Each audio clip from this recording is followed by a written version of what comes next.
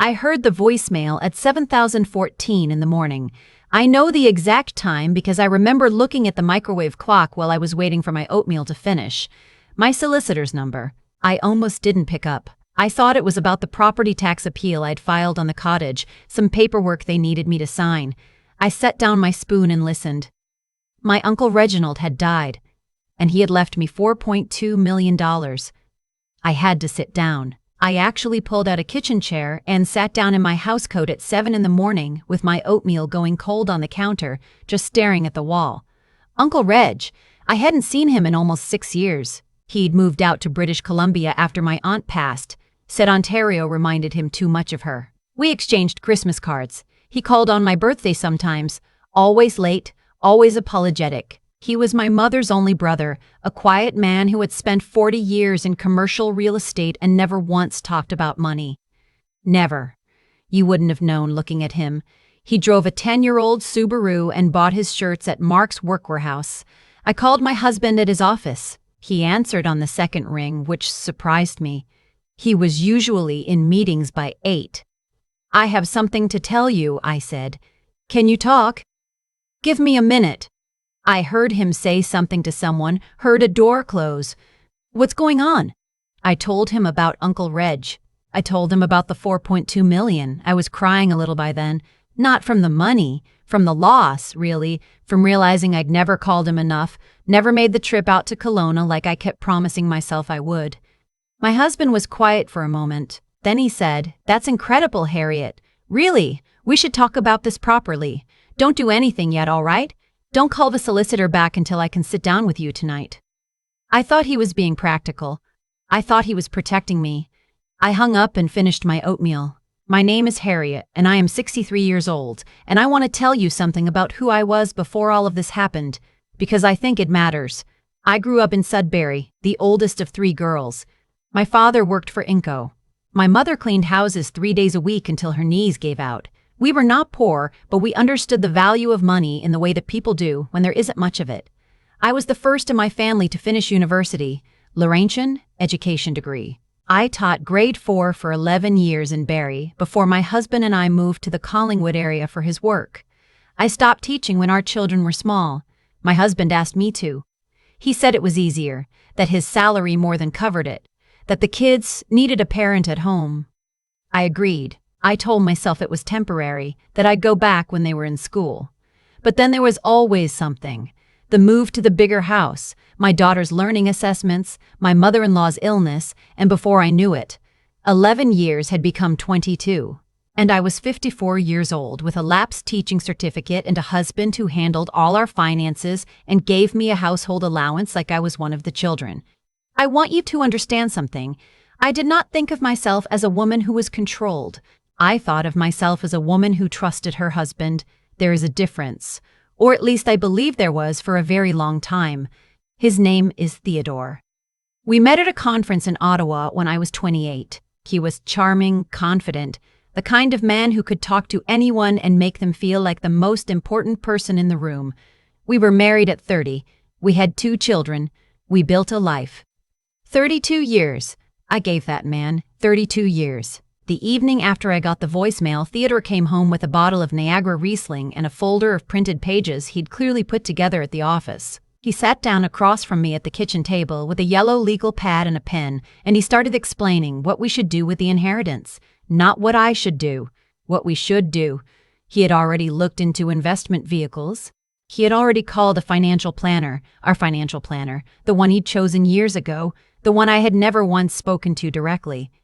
He had thoughts about the cottage, about the line of credit, about what it might mean for early retirement. His early retirement. I sat there and listened and thought about how strange it was, the way he'd said, "Don't do anything" that morning. At the time, it felt protective. Sitting across from him that night, watching him write numbers on a yellow legal pad with that focused expression, the same expression he used when he was negotiating anything, I felt something shift, very slightly, like a door moving in a breeze. I said, "I think I'd like to speak with the solicitor myself first. Get a full picture." He looked up. "Of course, I just thought I'd do some preliminary." "I know," I said. "Thank you. I'd still like to call them myself." He smiled. "Absolutely. but I noticed he didn't put the folder away. My solicitor's name is Miss Whitfield, and she has been practicing estate law in Barry for 25 years. She has short gray hair and a directness I have always admired. When I came to her office 2 days later, alone, I told Theodore I had errands. She sat across from me and said, "Harriet, before we go through the details, I need to ask, does your husband know about this meeting?" I told her he knew about the inheritance, but not the meeting. She nodded slowly. She folded her hands on the desk. "Good," she said, "because I want to show you something before we discuss the assets." She slid a document across the desk. It was a letter, written by Uncle Reg, dated 8 months before his death. I recognized his handwriting immediately, the cramped leftward slant of it. In the letter, Uncle Reg explained that he had been watching my marriage for some time, that over the years, visits, phone calls, the way Theodore spoke to me and around me and about me, he had become increasingly concerned. He wrote that he had consulted with his own solicitor before finalizing his estate. He had specifically structured the inheritance so that it would be protected as separate property. He included a note asking Ms. Whitfield to explain this to me carefully and privately if possible. He wrote, "She has always been a smart woman. She just stopped believing it. I hope this reminds her." I couldn't speak for a full minute. Ms. Whitfield let me sit with it. She handed me a box of tissues without making it a production. When I finally looked up, she said, "Under the Succession Law Reform Act, this inheritance is your sole property. It cannot be treated as a marital asset unless you choose to commingle it. Your uncle was very specific. He wanted you to know that before anyone else in your life had the chance to tell you otherwise." I drove home the long way that day. Down the 26, out toward the water, past the Georgian Bay shoreline. I rolled the windows down even though it was October and cold. I needed the air. "Uncle Reg," I thought, "you quiet, careful man, you saw everything." I don't know exactly when the knowing solidified into certainty. I think it was gradual, the way these things often are. A slow accumulation of details that you keep filing away under probably nothing until there's nowhere left to file them. Theodore had started going to the gym in the mornings. At 61, after decades of saying he had no time for it, he'd also started keeping his phone face down on the counter, which he had never done before. He was traveling to Toronto more often for work. He was in commercial insurance, had been for 30 years, and the trips had gotten longer. One night in the city became two. Two became three. I didn't hire anyone. I didn't snoop through his phone. I am not a suspicious person by nature, or I hadn't been. But there is something that happens when a woman has spent 32 years paying attention to a person, the texture of his moods, the patterns of his days, and then the texture changes. You feel it before you can name it. The name came in November. I had driven into the city to see an old colleague who teaches at Georgian College. We met for lunch in the annex, and afterward I decided to walk. I hadn't walked in downtown Toronto in years, and it felt good. The anonymity of it, the noise. I was crossing to a small plaza near Bloor when I saw Theodore sitting at a window table in a restaurant, leaning forward across the table toward a woman I didn't recognize. I stopped. He was laughing. He was touching her hand. He had a way of touching her arm, a kind of ownership, that I recognized immediately. It was the way he used to touch me. I stood on the sidewalk for I don't know how long. Long enough that the cold got into my coat. Long enough that a stranger asked if I was all right. I said yes. I walked back to the parking garage. I drove home. I did not say anything that night, or the next, or the week after that.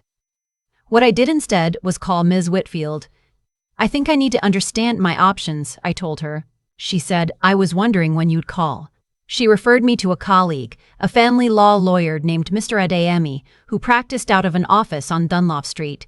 He was soft-spoken and extraordinarily precise. In our first meeting, he walked me through what 32 years in Ontario looks like, legally, the Family Law Act, equalization of net family property, the importance of determining what constituted marital assets versus what came in as separate property. The inheritance, he confirmed, was protected. Uncle Reg's solicitor had done meticulous work.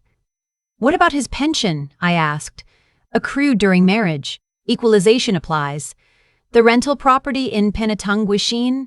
When was it acquired?" 2009. Marital property in Penetanguishene. When was it acquired? 2009. Marital asset, yes. I asked about the line of credit he had taken on the house without telling me. Mr. Adeyemi went very still. He refinanced your shared home without your knowledge? I found a statement in January, I said. I found it was an error at first. We're going to want a financial disclosure, a full one. He paused. Harriet, do you have access to your joint accounts? I have a debit card. I mean full online access, account histories. I looked at him. I felt something settle in my chest. A kind of cold clarity, like the moment after you've made a decision you can't take back. No, I said. He manages all of that. Mr. Adeyemi made a note on his legal pad. He said, we'll need to change that. I want to tell you about a conversation I had with my daughter in December. She's 31. She lives in Calgary now, works in environmental consulting. She came home for the holidays, and on the second night after her father had gone to bed early, she sat down at the kitchen table with me and said, Mom, are you okay? I looked at my daughter and I thought about all the things I had protected her from. The arguments behind closed doors, the times I had smoothed over Theodore's moods for the sake of a peaceful house, the way I had taught her, without meaning to, that a woman manages the feelings in a room. Not entirely, I said. She reached across and took my hand. She said, I've been worried about you for a long time. I asked her why she hadn't said anything. She said, I didn't know how, and I didn't think you were ready to hear it. I thought about Uncle Reg, about the letter, about Miss Whitfield sliding it across the desk, about the people who had been watching and waiting for me to see what they had already seen. I told my daughter the outline of it. Not everything, not yet, but enough. She didn't cry. She was very steady. She said, What do you need me to do? I said, Right now, just this, just being here. She stayed 3 extra days. She helped me set up my own email account, one Theodore didn't know about. She sat with me while I opened my own bank account at a different branch. Small things that felt enormous. Theodore found out I'd hired a lawyer in February when he received the formal letter requesting full financial disclosure. He called me from work at 10 in the morning. His voice had a quality I hadn't heard before. Not anger exactly. Something tighter than anger. Controlled. What is this, Harriet? What it says, I told him. I've retained a family law lawyer. You didn't think to talk to me first. I've been trying to talk to you for 32 years. I heard him breathe. Then, whatever you think you saw in Toronto, her name, I said. How long? He didn't answer that. I said, Mr. Adeyemi will be in touch about the disclosure timeline, and I hung up. I want to tell you what that felt like, hanging up the phone. People talk about empowerment like it's a flood, like it rises up warm and sudden. It wasn't like that. It was quieter, like putting down something very heavy that you'd been carrying so long you stopped noticing the weight. The financial disclosure process took most of the spring. Theodore did not cooperate easily. There were delays, incomplete filings, documents submitted in formats that required clarification. Mr. Adeyemi had seen this before. He was patient and methodical, and each time Theodore's solicitor tried a new delay tactic, Mr. Adeyemi had already anticipated it. I found this deeply reassuring. What the disclosure revealed was not shocking to me by then, though it would have been a year earlier. Theodore had been drawing a second income, consulting work that he had never mentioned, deposited into an account I didn't know existed. He had taken on the line of credit against the house in 2021. He had been paying for an apartment lease in Toronto, renewed yearly since 2020. 3 years. She had been living in an apartment my household budget helped pay for 3 years. I am 63 years old, and I sat in Mr. Adeyemi's office reading a spreadsheet of my own life, and I thought, so that's what the tight budget was about. Though we're overextended right now. Though we really can't afford a trip this year. The quiet, consistent pressure that had kept me small and grateful for what I had. I asked Mr. Adeyemi if this constituted dissipation of marital assets. He said it did. He said it changed the equalization calculation significantly. I want to tell you about the day I called my son. He lives in Ottawa. He's 29, works in federal procurement. He is, in many ways, his father's son. Logical, contained, uncomfortable with emotion. When I told him I was filing for divorce, He went quiet for a long time. Then he said, "Mom, is this really necessary?" "He's not. Dad's not a bad person." I'd thought about how to answer this. I had practiced it, in fact, walking along the waterfront in the mornings. I said, "He isn't a violent person, but the things he did were harmful, and they went on for a long time, and I spent 32 years arranging myself around his comfort. That's not a marriage. That's a performance." Another silence. "Then, what do you need from me?" "Just don't ask me to forgive him on your timeline." "When I'm ready, I'll get there." "But not on his timeline either." He said he understood. "I think he's still working on it." "That's okay. I'm not in a hurry." My cousin, who is Uncle Reg's son and visited me in July, sat on my back deck with me and said, "Dad worried about you, you know, for years." I said, "I know that now." He said, "He told me once, he said, Harriet is one of the sharpest women I've ever known, and she married a man who needed her not to know it." I didn't know what to do with that at first. It sat in my chest in a complicated way, the way grief and gratitude sometimes mix together. Because I was angry a little at Uncle Reg for not saying something sooner, at myself for not seeing it, at the whole quiet machinery of it. But mostly I felt something else. Mostly I felt seen. Seen by a man who had been gone too long and left before I could thank him properly. "He was right," I said. My cousin nodded. "He was right about most things. He just did everything 40 years too late." He smiled. The dry way the family always smiled. Very Reg. The settlement was finalized in October, just under a year from the day I'd heard that voicemail in my kitchen. The house is mine. I am buying out Theodore's share at the equalized value, using a portion of the inheritance. The rental property in Penetanguishene was sold. We split the equity, adjusted for the dissipated assets. His pension will be divided at the source. I get half of the increment accrued during the marriage. Theodore moved into the Toronto apartment officially in August. He and his partner, I have never met her and I have no need to, are apparently still together. My daughter sent me that information without my asking, and I appreciated knowing and would have appreciated more not needing to know, if that makes sense. I left those two things in separate compartments and moved on.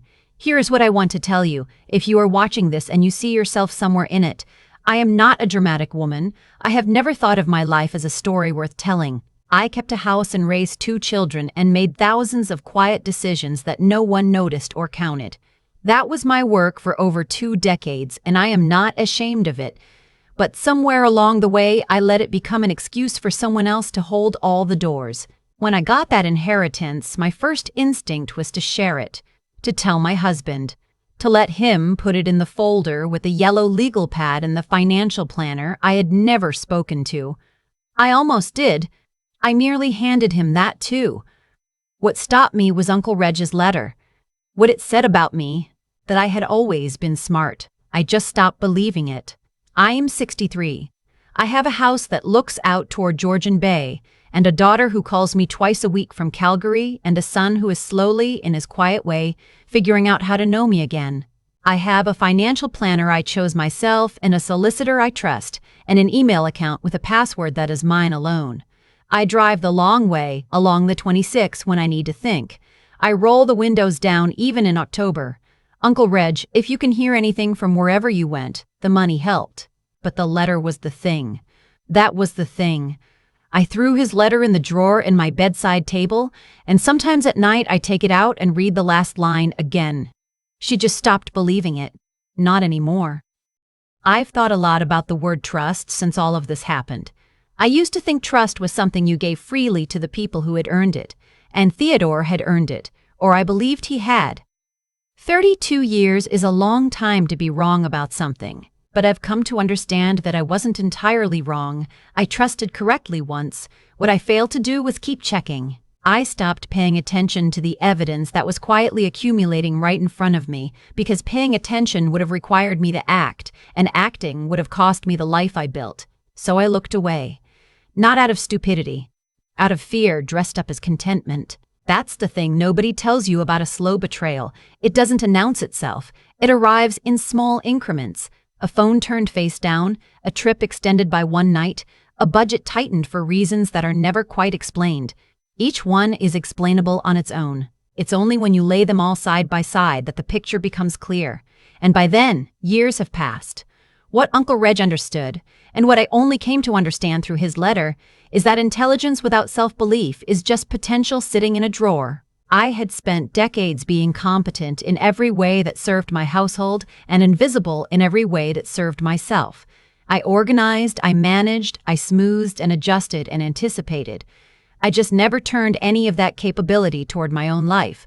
I didn't think I was allowed to. The moment I sat in Ms. Whitfield's office and read his handwriting, she just stopped believing it. Something shifted that I don't think can be shifted back. Not in a dramatic way, more like a key turning in a lock that had been stiff for a very long time. Quietly, definitively. And here's what I want to say about consequences, because I think about this too. Theodore did not set out to be the kind of man he became. I genuinely believe that. But the choices he made to deceive, to conceal, to use the trust of a 32-year marriage as cover for a parallel life, those choices had a direction. They accumulated, and eventually they landed exactly where they deserved to land, in a lawyer's office, in a financial disclosure, in a settlement that reflected the reality of what he had done rather than the fiction of what he had claimed. That is not fate.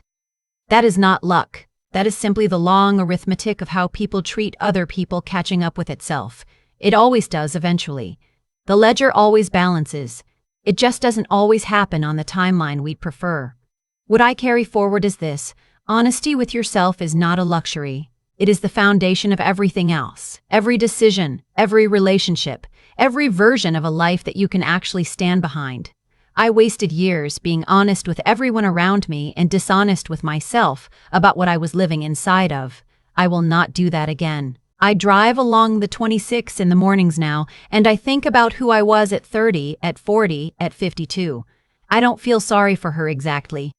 She was doing what she knew how to do. But I am glad, genuinely glad, that she had an uncle who saw her clearly, even when she couldn't see herself. And I am glad that she finally, at 63, picked up the phone and started acting like the woman he always knew she was. It is not too late. That's what I want you to hear, if nothing else. It is not too late.